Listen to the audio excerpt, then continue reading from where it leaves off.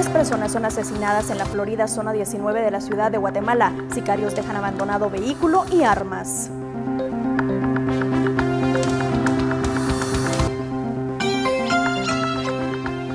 Instituto Nacional Experimental de San Pedro San Marcos es extorsionado por pandilleros.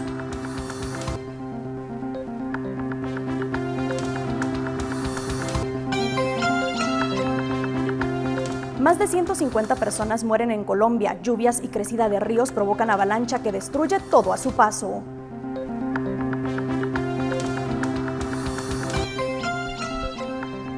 En Chiquimula, feligreses participan en la acostumbrada lavada de prendas santas, una tradición de cada quinto sábado de Cuaresma.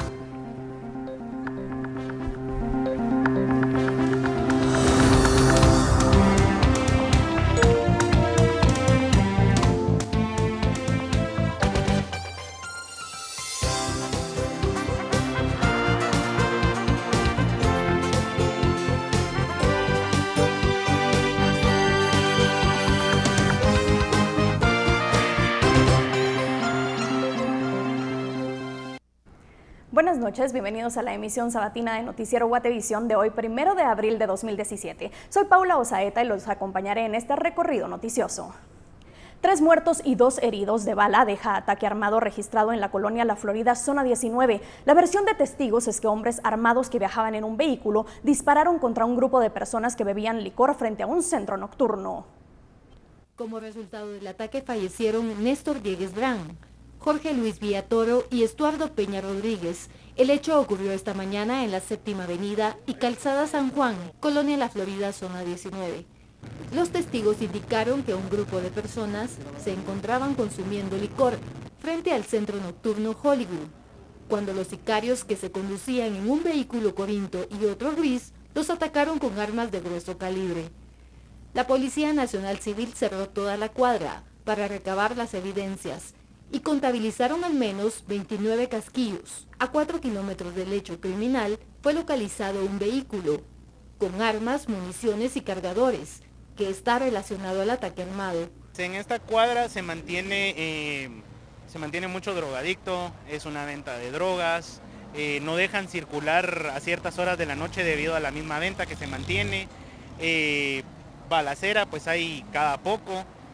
Desvían las camionetas de este lado, ya no pueden pasar camionetas por la misma inseguridad de la cuadra. Otro vecino indicó que en esa cuadra solo existen centros nocturnos, comerciando droga y bebidas alcohólicas, y que con frecuencia se cometen asesinatos. Yo venía ahí cuando fue la balacera ahí y los agentes dispararon de aquí para allá también, que habían 2 aquí en la esquina. Por una Guatemala en paz, Suseli Contreras y Daniel Ramírez. El Instituto Nacional Experimental de San Pedro Zacatepeque San Marcos es víctima de extorsión a pesar de que es una institución pública, ya que supuestos mareros exigen 8,000 quetzales para no hacerle daño a los estudiantes. El pasado martes, las autoridades educativas del Instituto Nacional Experimental de San Pedro Zacatepeque San Marcos recibieron una llamada en la que se les exigía 8,000 quetzales producto de una extorsión, a cambio de no atentar contra las instalaciones del establecimiento con explosivos y también para no causarle la muerte a los estudiantes. Les están pidiendo 8,000 quetzales.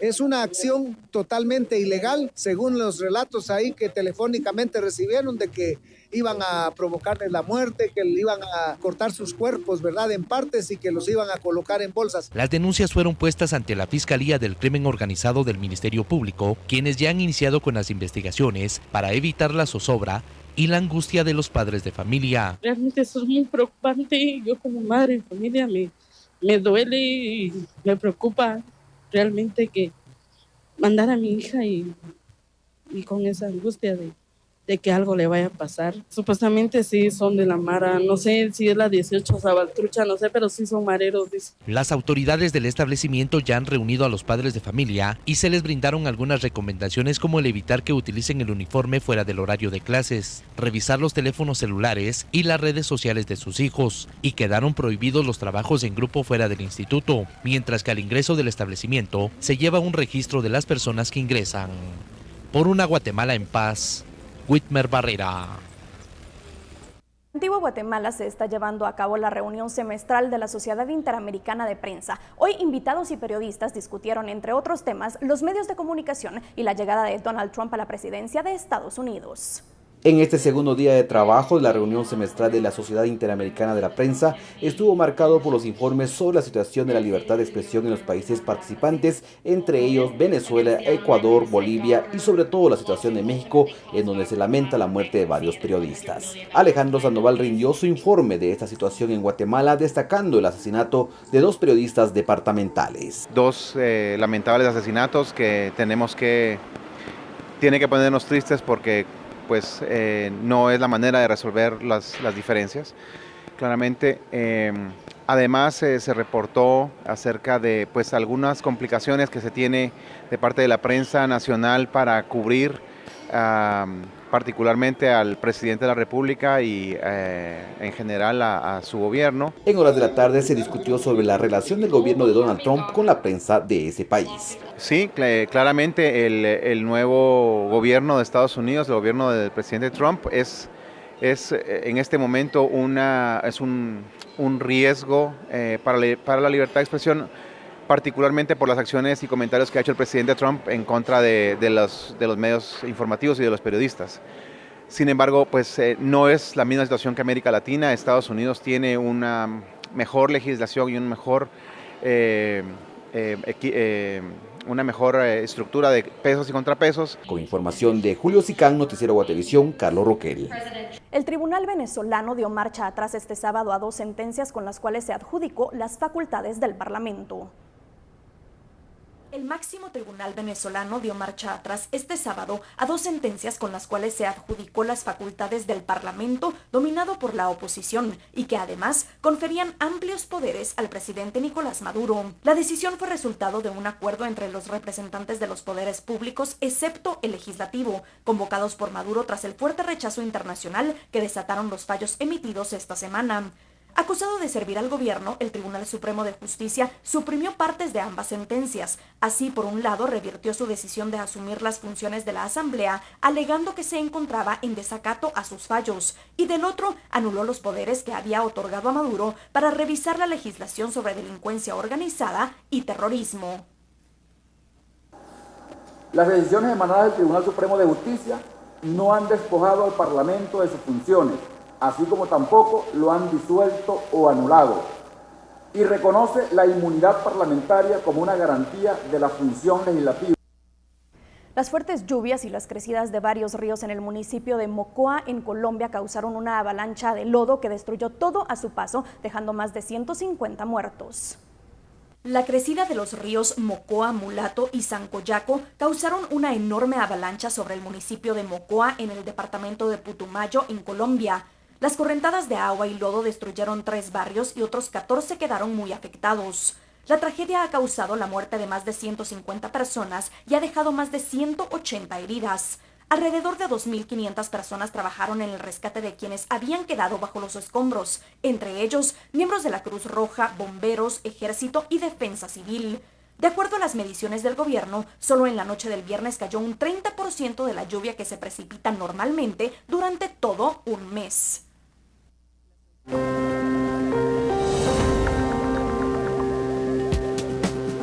Hacemos nuestro primer corte comercial. Cuando regresemos, en Izabal presentan a policías para la protección y seguridad de turistas que visitan el departamento.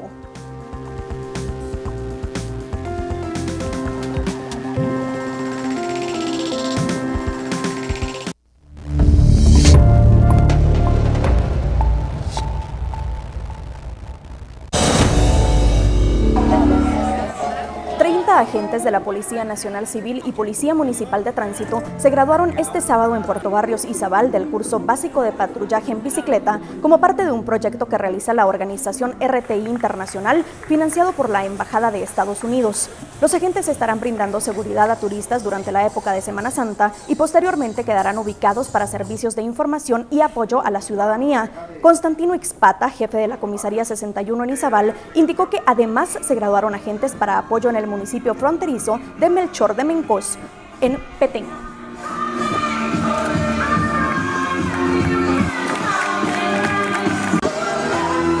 Debido a que San Marcos presenta el 44.8% de desnutrición crónica y luego de la muerte de un menor, las autoridades están desarrollando un plan de intervención para recuperar a los menores que están en riesgo.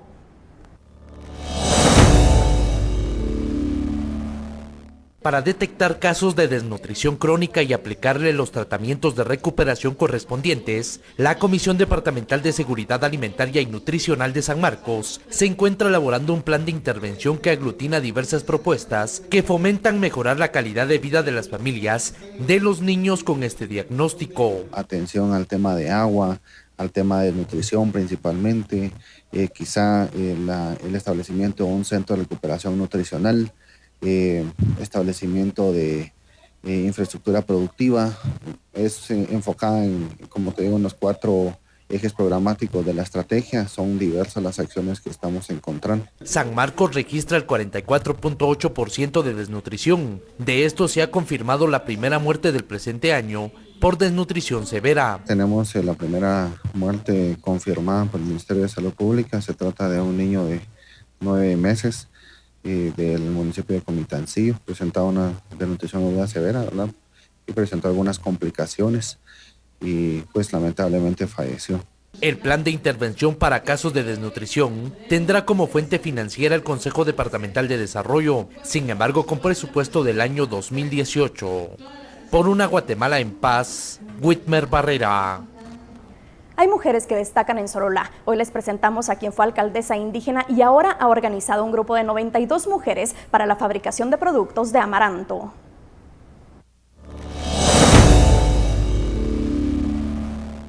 Doña Dominga Vázquez es originaria de la aldea El Tablón Sololá, una mujer que ha salido adelante en el departamento después de ser alcaldesa indígena, delegada regional de Defensoría Indígena DEMI, y ahora encabeza un grupo aglutinadas en la Asociación de Mujeres Oxlajuj de la aldea El Tablón Sololá. La asociación está atendiendo actualmente 10 comunidades y trabajamos los ejes de participación política y ciudadana. Desde hace 7 años se dedican al cultivo del amaranto, una planta altamente nutritiva.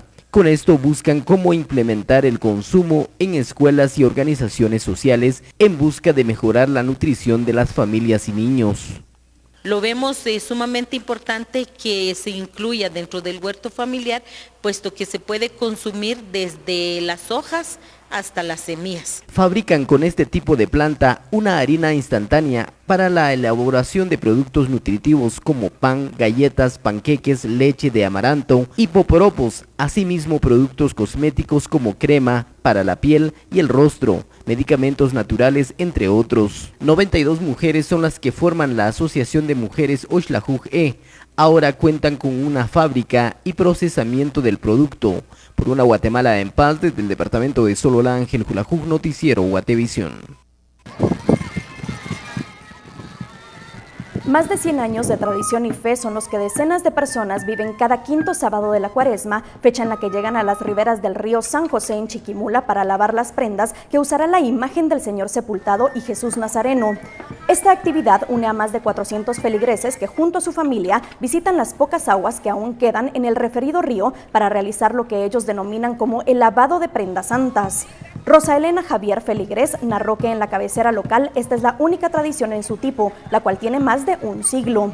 Los feligreses forman una fila para que los encargados de lavar las prendas de Cristo laven también las imágenes e incluso viertan agua sobre ellos para obtener protección de enfermedades.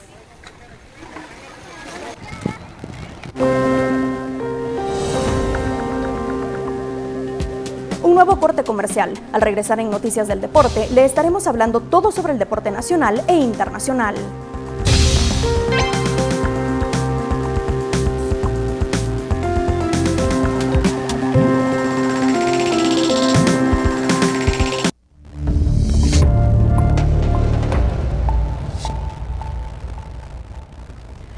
Jugadores no verán acción este fin de semana luego que se dio a conocer los suspendidos de la fecha 16. 12 jugadores no verán acción este fin de semana cuando se realice la 16ª fecha del Torneo Clausura 2017. Según dio a conocer la Liga Nacional de Fútbol, varios jugadores deberán descansar por acumulación de tarjetas, aunque algunos también han salido expulsados. Guastatoya es el equipo más perjudicado. 3 jugadores no estarán en el partido de este fin de semana cuando visiten al Xelajú Mario Camposeco. Cobán Imperial, por su parte, no podrá contar con 2 titulares. Antigua, Suchitepeques, Petapa, Comunicaciones, Municipal y Marquense es el resto de los equipos que reportan jugadores suspendidos. Los 3 jugadores de Guastatoya son Freddy Orellana, Gerardo Arias y Mario Vázquez, este último con 2 partidos por haber salido expulsado. Por Cobán Imperial, Orlando Moreira y Víctor Guay, este último con 2 partidos por haber salido expulsado, al igual que Francisco Aguilar de Marquense. Misma situación para Juan Jax de Malacateco, que salió expulsado y también recibió 2 encuentros. Adicional, Enrique Miranda de Antigua, el uruguayo Federico Gallego de Comunicaciones, Manfred Cuté de Petapa, Edwin el Abuelo Morales por Suchitepeques y Eddie Danilo Guerra de Municipal aún le resta por cumplir un partido luego de salir expulsado en la fecha 14. Hablando de la fecha 16 del torneo Clausura, todos los juegos se realizarán el domingo 2 de abril y los rojos expondrán su liderato e invicto. La 16ª fecha inicia a las 11 de la mañana con 2 encuentros. En Mazatenango, el Deportivo Suchitepeques, en un juego directo por el descenso, recibe al Deportivo Mictlán. Este resultado podría condenar en alto porcentaje a cualquiera de los dos a perder la categoría. Simultáneamente, en el Trébol, Municipal buscará ampliar su ventaja en la tabla, además de mantener su invicto frente a Malacateco, que ya lo derrotó el torneo pasado en ese estadio. A las 12 del mediodía, Marquense buscará volver a los primeros lugares frente a Comunicaciones, que necesita sumar para seguir con posibilidad de clasificar la fase final. A las 3 de la tarde, Deportivo Carchá quiere seguir luchando por no descender. Ahora su rival será el campeón Antigua, que quiere condenarlo al descenso. La jornada concluye con 2 juegos a las 6 de la tarde. Deportivo Petapa recibe en su estadio al Cobán Imperial. Ambos luchan por estar entre los 6 por el título. Y finalmente en Quetzaltenango, Xelajú quiere la revancha ante su cuco de los últimos torneos. Guastatoya, que le ha ganado los últimos enfrentamientos al equipo Super Chivo. Si usted es seguidor del Real Madrid y el Barcelona, acá los ponemos al día con la hora en que jugarán este fin de semana en nuestra cartelera futbolística dominical.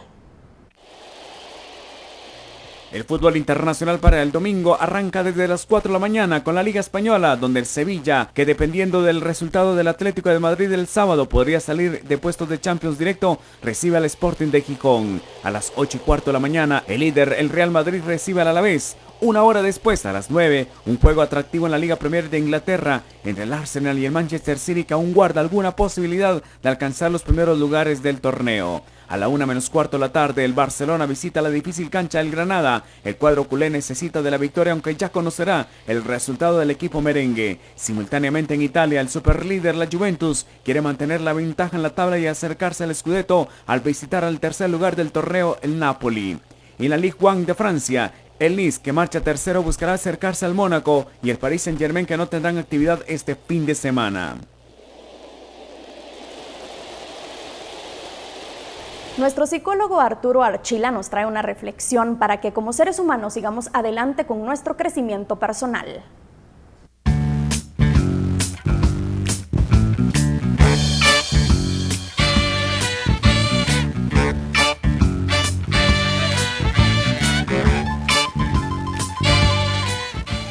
No hay nada permanente. Sin embargo, en el pensamiento, los cambios son equiparables a pérdida y sufrimiento. Damos por sentado, sin ponerlo en tela de juicio, que la permanencia inventada por el pensamiento es totalmente segura. La mayoría vivimos según lo planeado. Pasamos la juventud educándonos. Luego buscamos trabajo. Conocemos a alguien, nos casamos y tenemos hijos.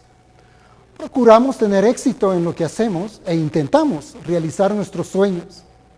Nuestra vida es en realidad monótona, mezquina y repetitiva, desperdiciada en la persecución de lo banal, porque, al parecer, no conocemos nada mejor. Si contemplamos nuestra vida, veremos claramente cuántas tareas sin importancia acumulamos, superfluas unas y otras con el nombre de responsabilidad. No vivimos la vida, sino que la vida social que hemos inventado nos vive, hasta que nos consume.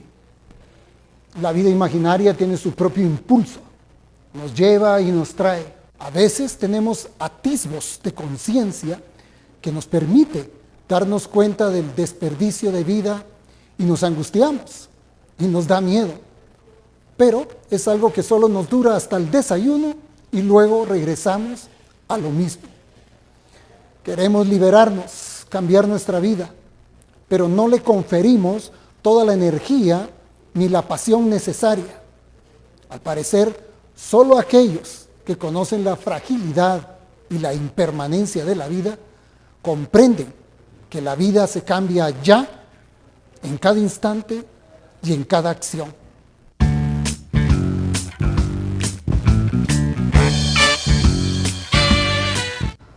Les tenemos el pronóstico del tiempo para mañana domingo. John Deere, en cualquier clima, somos su mejor opción. Presenta.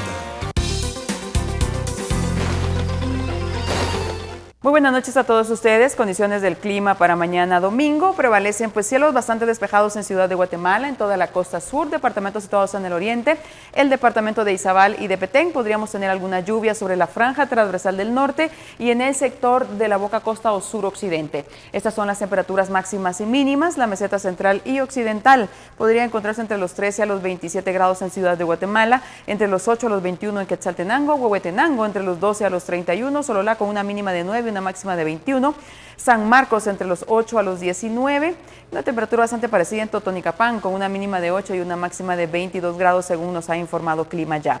Vamos a conocer las temperaturas de los departamentos situados en la costa sur, entre los 21 a los 34 grados Retaluleu y Suchitepeques, Escuintla con una mínima de 19 y una máxima que podría alcanzar los 34 grados, Santa Rosa entre los 15 a los 29, en el oriente hasta 38 grados en el Progreso y Chiquimula, Zacapa con 39, Jalapa con 29 grados, la costa de Jutiapa con una temperatura de 31 grados, 40 grados en Petén, Quiché entre los 10 a los 29, Alta Verapaz sube a los 29 grados, Baja Verapaz a los 36 y 33 grados en el departamento de Izabal. Vamos a conocer ahora pues la salida del sol y esto ocurrirá a las 5 horas con 58 minutos, anochecerá a las 18 horas con 14. Que tengan todos ustedes una excelente noche y prepárense porque vamos a tener temperaturas realmente altas en todo el territorio nacional. Hidrátese. John Deere, un socio en el que puede confiar, presentó.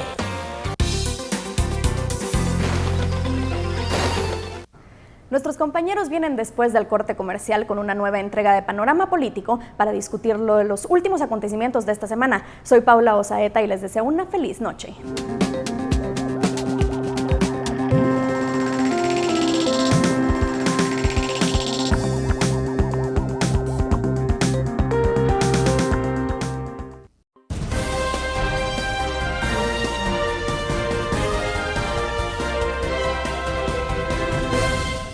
Buenas noches, bienvenidos a Panorama Político de esta noche con invitados especiales, Dulce Rivera, Carolina Leverón de la Casa y Julio Prado, pues escritor, abogado, twitstar, exfiscal. ¿Qué más le ponemos a ese currículum? Bienvenido esta noche acá.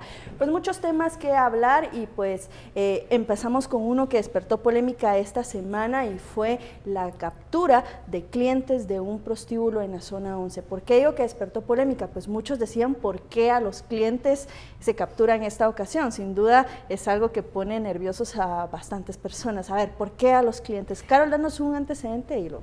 Claro, sí. Esta semana, como tú decías, se dan estos allanamientos detrás de los clientes de esta casa cerrada. Es la segunda fase de este proceso, el cual inició con las personas capturadas en julio del año pasado, que serían aparentemente los líderes de esta red que captaba a mujeres entre las edades de 20 a 27 años, ofreciéndoles asesorías laborales, y pues ellas, al ser citadas y llegar a este lugar, pues les daban a conocer por qué razón o cuál era el objetivo final de este trabajo, y era básicamente beneficiarse económicamente de que una persona prestara servicios sexuales. empiezan las capturas con estas 4 personas que se beneficiaban económicamente, cantidades millonarias para ser específicos, ya que esto les generaba tanta ganancia que compraban más propiedades para expandirse seguramente con esa intención. Y en esta oportunidad los allanamientos van en contra de las personas que acudían a este prostíbulo. Hubo alguna evidencia que sin duda dejaron los clientes y pues ahora se persigue. Y es precisamente lo que se debatía esta semana. ¿Por qué a los clientes? ¿Quiénes son los que cometen estos delitos? Sí, bueno, habría que recordar primero que dentro de la legislación guatemalteca, más allá de la discusión de si aceptamos o no la prostitución, todo lo que está alrededor del negocio de la prostitución está prohibido, y prohibido con sanciones de penas de prisión. El hecho de ser un cliente de un servicio sexual está contemplado como delito y que tiene una pena de cerca de 5 años. Entiendo que en el caso del que estamos hablando, lo que pasó es que la organización que se dedicaba a atender a estas mujeres prestando sus servicios sexuales tenía un listado de clientes. Eso facilitó la investigación de la Fiscalía y de alguna manera ayudó a determinar quiénes eran las personas que estaban pagando por esos servicios sexuales, lo cual es una actividad delictiva.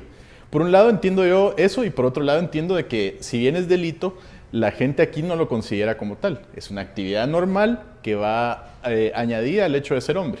Entiendo que hay a veces mujeres que se dedican a la prostitución y hombres que se dedican a la prostitución, pero igual las personas que al final a las que les terminan pagando por sexo, no es el problema, sino quién es el que está pagando por sexo. Los clientes, el 95% de los casos son hombres, sean hombres los que están prestando el servicio o mujeres. Entonces es un crimen, digamos, asociado a una cultura de machismo.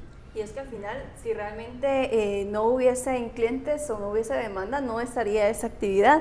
Y precisamente lo que se ataca también es cuáles son las estructuras, porque entiendo muy bien que hay muchas personas que se dedican a esto por cuestiones económicas, necesitan dinero o algo, y otro que es muy diferente también es toda esta red de trata de personas en las cuales a veces secuestran a mujeres, las bajo engaños se las llevan a algunos lugares y luego las empiezan a extorsionar con divulgar cierta información para mantener a ellas como en esa lista de decirle a los hombres, bueno, pues aquí están con esas características y si usted quiere, pues este es el precio, ¿verdad? Entonces estarle poniendo precio a personas y específicamente lo que mencionaba, que son redes grandes de trata de personas que quizá cometen otros delitos, porque muchas veces las personas que se dedican a estas casas cerradas también andan armadas, no se sabe si de manera legal o no, y en fin, todo este dinero que también se mueve de manera ilícita, ¿verdad? ¿Cómo es que lo logran guardar o pasárselo así? Porque al final, como decía Carol, son millones de quetzales los que se obtienen de esas actividades ilícitas. Y que no se guardan debajo del colchón, ¿no?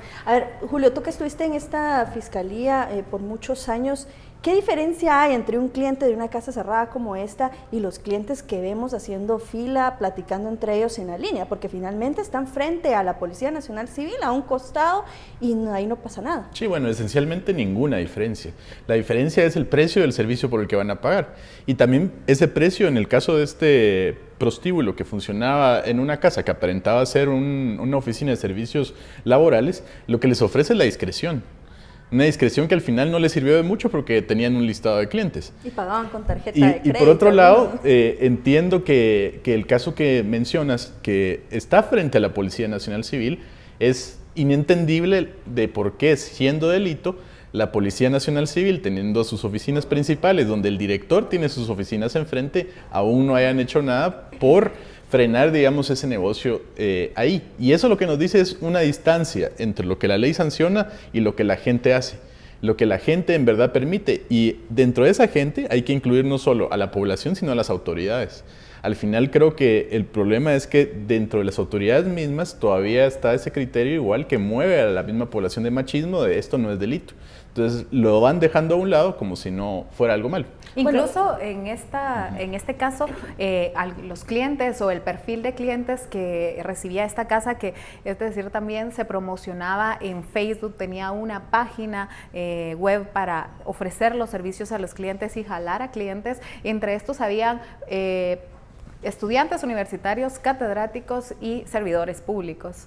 Entonces vemos que al final el problema es que se ha normalizado tanto, la sociedad ha visto tan normal, pero no se puede normalizar algo cuando detrás puede haber o está habiendo una agresión a un derecho fundamental como es la dignidad de una persona. A ver, pero ¿cómo combatir esta situación? Porque yo no sé, ustedes no me dejarán mentir, pero incluso hasta en los seminarios de diversificado, tema de seminario, la prostitución, estamos hablando de temas que son arrastrados por muchos años y que no hay una solución clara o al menos cercana a estas y es que tampoco es que exista solo una casa cerrada o dos o tres, o sea, yo entiendo que hay miles tal vez en el país y que tal vez ni siquiera se sabe o no se sabe entender, pero vemos tan absurdo también cómo estas mismas casas cerradas disfrazan sus actividades con otras cosas, por ejemplo, lo de los masajes profesionales que se publican muchas veces en medios escritos o incluso en páginas de internet y que al final, si bien dicen que ofrecen masajes, terminan ya ofreciendo otra índole de servicios, en este caso una prostitución o servicios sexuales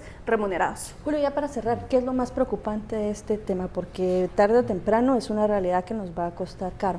Yo creo que lo más preocupante son los casos donde la agresión es evidente y que la violación de los derechos humanos de las víctimas es mucho más grave porque también implica a veces que las tengan retenidas contra su voluntad, que sean niñas que han sido compradas, como los muchos casos que se dan en la fiscalía y que investigan, que se han visto en el tiempo que yo participé de esa fiscalía, desde casos donde pagaron 1.500 quetzales por una niña de 11 años que prostituyeron en un lugar de Guatemala y casos más tristes aún, donde la vendieron, recuerdo a esa niña, por una botella de Coca-Cola y un Tortex.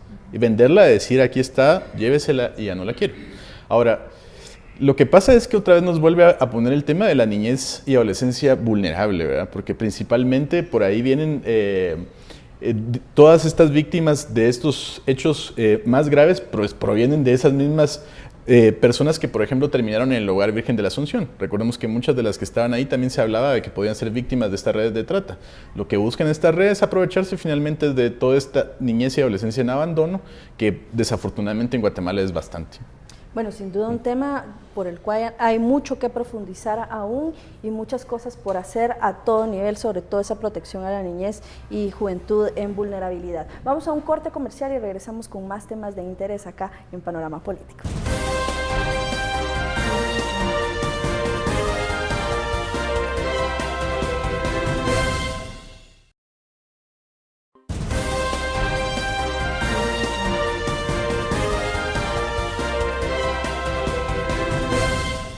Gracias por seguir con nosotros acá en Panorama Político. Hablábamos un poco respecto a esta casa cerrada que fue que de nuevo despertó polémica porque se capturó a los clientes. Pero también otro tema que puso a los guatemaltecos muy irritados fue esta decisión de la Sala de Apelaciones de darle a Blanca Stalin el beneficio de irse a su casa por argumentar que no había peligro de fuga, pese a que fue capturada con una peluca y con un disfraz intentando ocultarse de la justicia. Ironías que sin duda pusieron a todos a reaccionar de diferente manera, pero ¿quién mejor que Julio para que nos hable de este tema?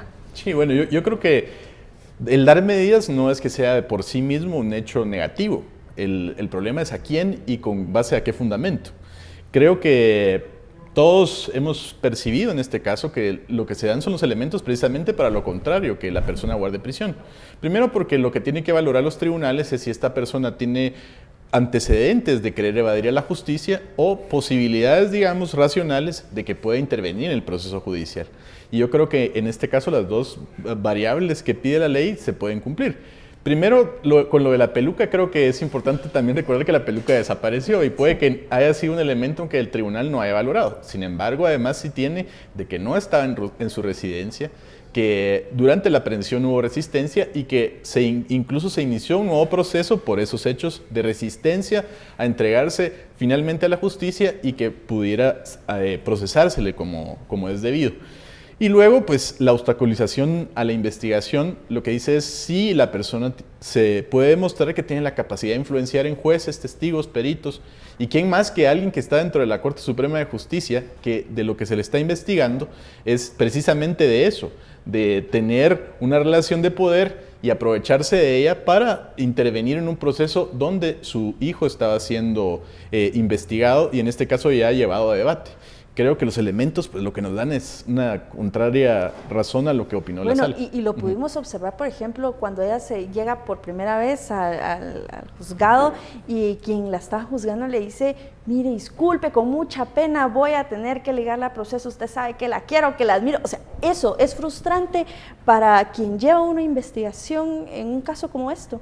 Por supuesto que es frustrante, pero no por eso tiene uno que desanimarse. Ya entiendo que la Fiscalía, en este caso, presentará las acciones que tenga que tomar. Me imagino que por ser una decisión de sala será un amparo, pero al final, digamos, es una lucha constante de todos los días lo que se hace en esas fiscalías para lograr justicia.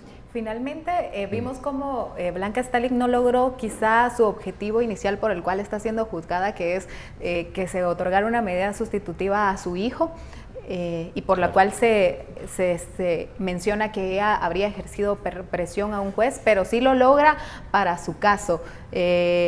Y yo lo que veo más es tal vez no un peligro de fuga, ¿verdad? Finalmente el punto acá es de que habrá o no una obstaculización de la justicia, una injerencia incluso a los jueces. No, sin duda es una decisión que generó bastante indignación en las redes sociales, aunque las redes estuvieron un poco también ocupadas en otros temas en el Congreso, pero sin duda hay que seguirle poniendo atención a esto y pues no permitir, estamos como dando un paso, mientras se da un paso adelante, retrocedemos otros dos con este tipo de cosas. Yo creo que al final esto lo que evidencia es que el poder de Blanca Stalik es mucho más grande de lo que imaginamos.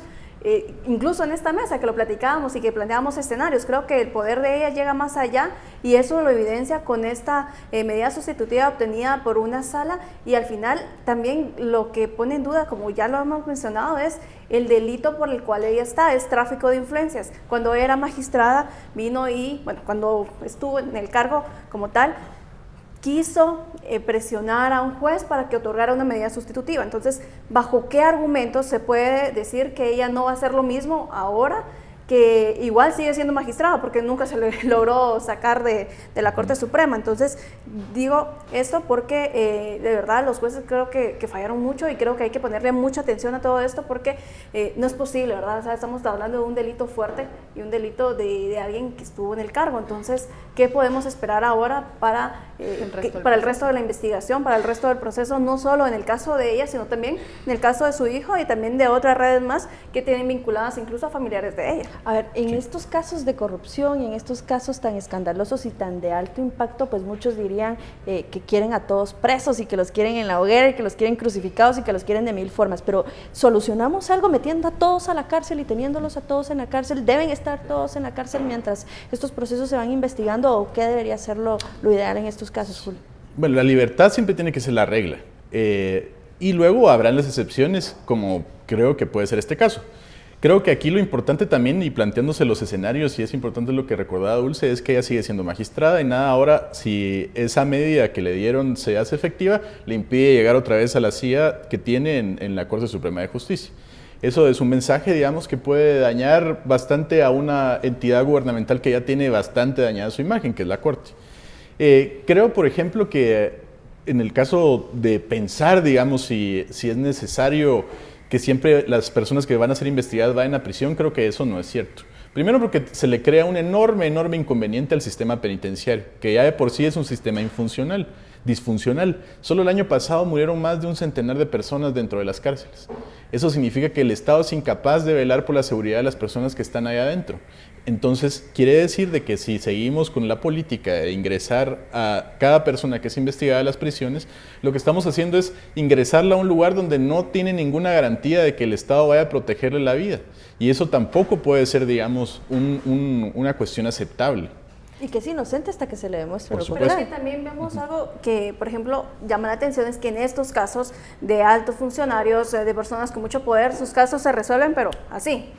O sea, automático, express y ya salen de prisión y todo lo demás. Cuando vemos casos de personas que pasan un año esperando una medida sustitutiva porque tampoco se han presentado pruebas en su contra. Entonces creo que también ahí va parte de este poder que tienen estas personas para agilizar y que los procesos en su contra sean mucho más rápidos o más acelerados que lo que normalmente la justicia común le lleva a un guatemalteco como ustedes o como un guatemalteco que anda ahí tranquilo en la calle, ¿no? A ver, Ahí es donde se nota el poder. Para ustedes también existe esa percepción de que solo se priorizan esos casos de alto impacto justamente por el impacto que tiene en la población y se dejan olvidados esos casos pequeños, o es cuestión netamente de mora judicial y esas cosas. Yo sí creo que por el cargo que ostenta Blanca Stalin, esto le favorece sin duda alguna a ella y no sabemos más si al resto de sus familiares y que están en un proceso, pero sí creo que el hecho de por el cargo y la influencia que tiene en el organismo judicial es que ella es favorecida con esta medida que a todas luces para ella no aplicaba por el hecho de que hay un intento de obstaculizar a la justicia y lo hizo desde el principio, de que se negó, o no quiso enfrentar la justicia y hizo todo, se disfrazó y la captura fue un show. Y hay suficientes pruebas de menos que la peluca puede seguir influyendo. Pero es que hay un video, bueno, no hay uno, hay varios videos en los cuales se le mira con la peluca. Todavía ayer, el jueves, tuvimos acceso a un video en el cual donde se ella evidenciaba dando vueltas para tratar de escaparse de la custodia, no sé qué pasaba por su mente, pero hay videos, hay pruebas y creo que de verdad da mucha frustración, como lo decía Caro, que mientras se trata de dar un paso, se retroceden dos con estos casos y con estas cosas que sinceramente es paradójico. Y ahora el riesgo. Y en comparación, digamos, pensando en, si recuerdan el caso de aquella persona que robó una iglesia de 380 quetzales y que está sentenciado a 6 años de prisión y que no tuvo acceso a una medida. O sea, él está guardando prisión. E incluso el caso que vimos paradigmático esta semana del accidente de tránsito en donde el piloto del camión que no tuvo la culpa, si lo vemos como se ha mostrado en las imágenes, quién fue el responsable de este altercado, es una persona que ahorita está presa y deberá continuar un proceso. ¿Y por qué Blanca Stalin, por ser una magistrada, tiene este beneficio? Bueno, lo que sí hay que hacer énfasis es en que la justicia debe ser pronta, cumplida, pero debe ser pronta y cumplida para todos, no dependiendo del cargo o la cantidad de dinero que tenga la persona procesada o a la persona interesada en procesar. Así que vamos a un nuevo corte y regresamos en breve.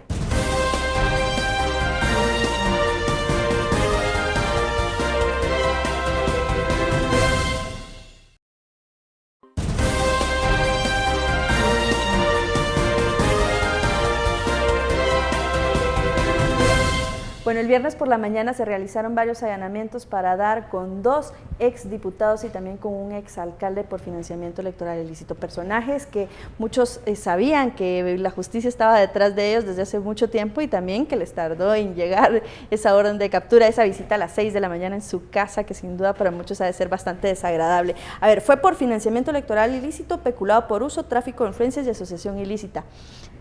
Delitos bastante comunes, por así decirlo, en los diputados del Congreso de la República recientemente, ¿no? En los políticos incluso, o sea, creo que ya abarca como de currículum vitae, pero en el caso de, hay que recordar un poquito quiénes son estas personas y cómo funciona todo esto, porque al final de cuentas Jaime Martínez Loaiza no logró asumir la curul porque no le extendieron la credencial precisamente por este caso, si no ahí lo tendremos en el Congreso y precisamente seguramente con un proceso de antejuicio retrasando todo.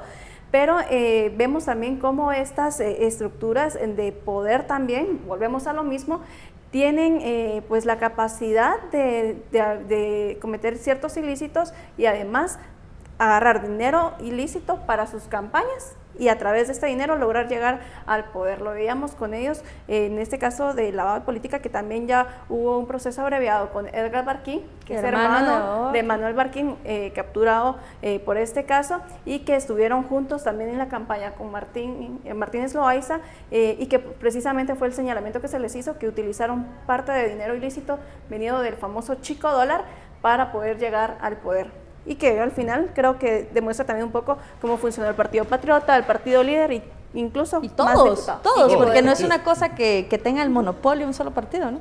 Y que podemos decirte que esto se mantuvo, aún así que esto se dio en la campaña de 2011, esta misma práctica se mantuvo en la campaña de 2015, cuando el partido FCN Nación no reporta, incluso durante la campaña, 3 informes financieros de financiamiento político al Tribunal Supremo Electoral, y pues estos casos en este momento están siendo conocidos por este órgano para ver qué sanción se aplica y si esta sanción puede corresponder a la ley electoral anterior, que van con multas máximas de $125, como usted lo escucha, una burla, $125 por recibir financiamiento ilegal y no reportarlo principalmente, porque si no se reporta es porque hay algo detrás, o si esta sanción se va por el lado de la nueva ley electoral que se impone multas hasta $50,000. El punto acá es de que esta práctica se mantiene. Este es un caso de 2 campañas anteriores, sin embargo, falta por ver qué pasó en la campaña recién pasada, quienes recibieron financiamiento ilícito, y pues también deberán enfrentar la justicia seguramente. Sí, tenemos muchas expectativas, sobre todo del Tribunal Supremo Electoral, y que ahora está, digamos, abriéndole campo a esta investigación del financiamiento dentro de la administración interna. Ahora, ¿qué es lo que pasa? Los partidos políticos son los únicos que pueden proponer candidatos al Congreso y a presidente. Quiere decir que quien sea el dueño de los partidos políticos es dueño del poder de elegir quién va a estar en el Congreso y quién puede estar en la presidencia. O sea, los ciudadanos no votan. Al final, digamos, no es que haya una elección interna, los partidos están pobremente democratizados, no hay elecciones primarias, por ejemplo. Y al final, entonces, quien paga dentro del partido usualmente es la tradición, que suele tener una curul. Hablamos en el Congreso de depuración, pero, por ejemplo, se va Martínez Loaiza porque no tenía ya este proceso iniciado en su contra, pero llega Giordano, por ejemplo, y que al final tiene también ya un proceso iniciado en su contra. Creo que al final los esfuerzos no van por ahí, van por transparentar la forma en que se manejan los partidos. Y ahí el poder, por ejemplo, tiene que ser dado democráticamente. No es posible que permitamos que los partidos sigan siendo instituciones que no están fiscalizadas, que gastan lo que quieran gastar en campaña, que sabemos que tienen infinidad de acceso a publicidad sin control, y que al final ese control y toda la inversión que hace esta gente en los partidos es necesariamente retribuida a través de contratos de obra pública.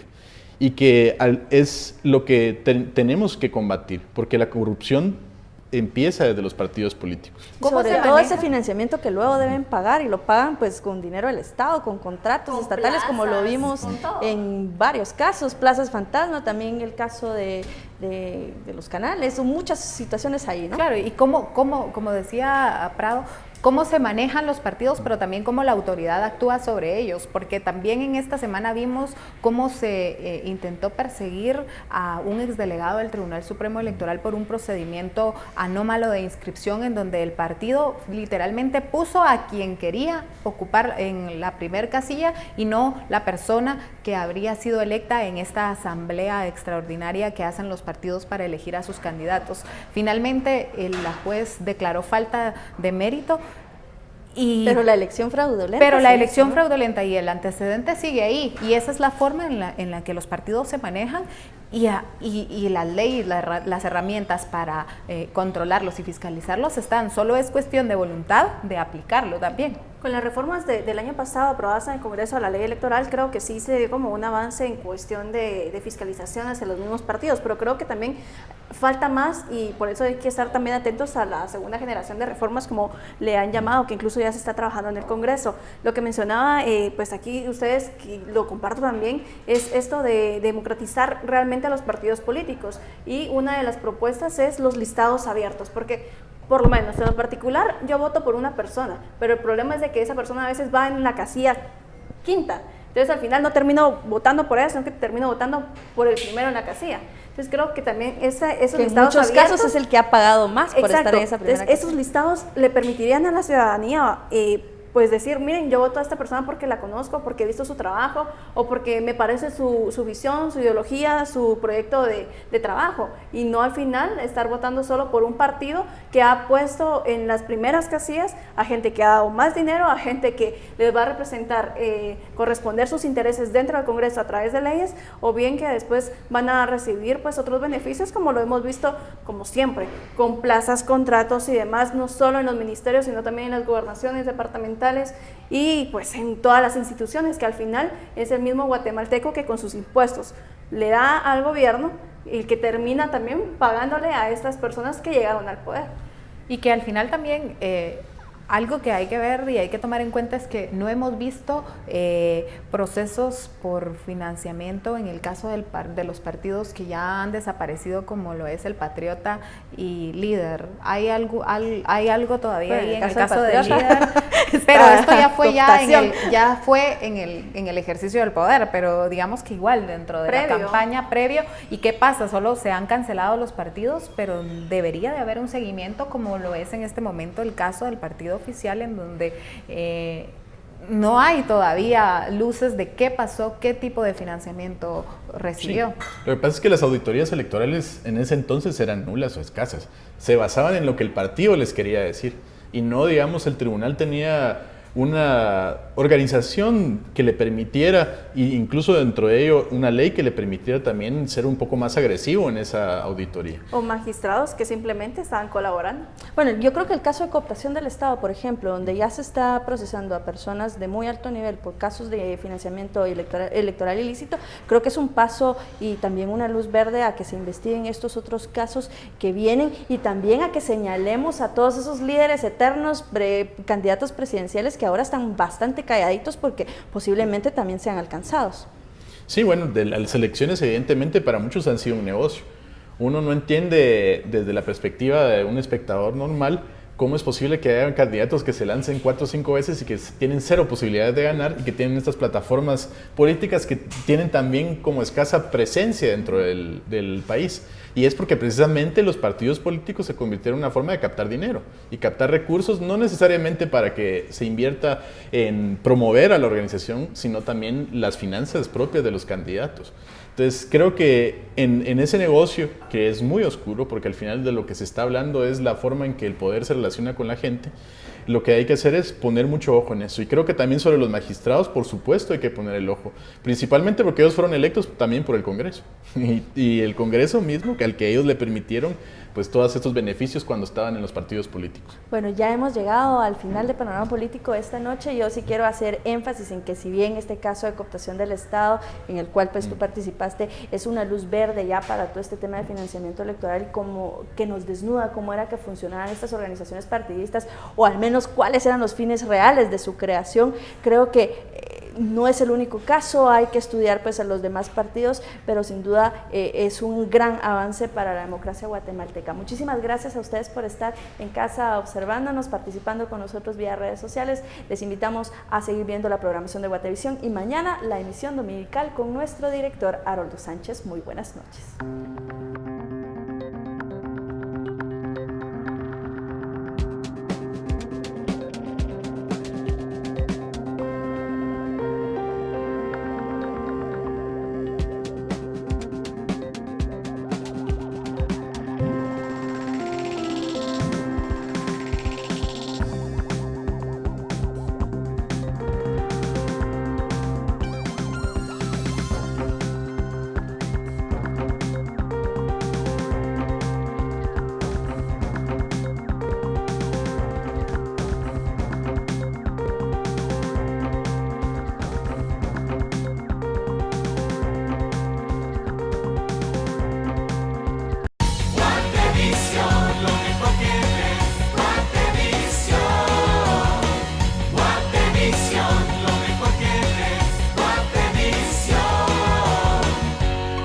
Guatevisión, lo mejor que ves.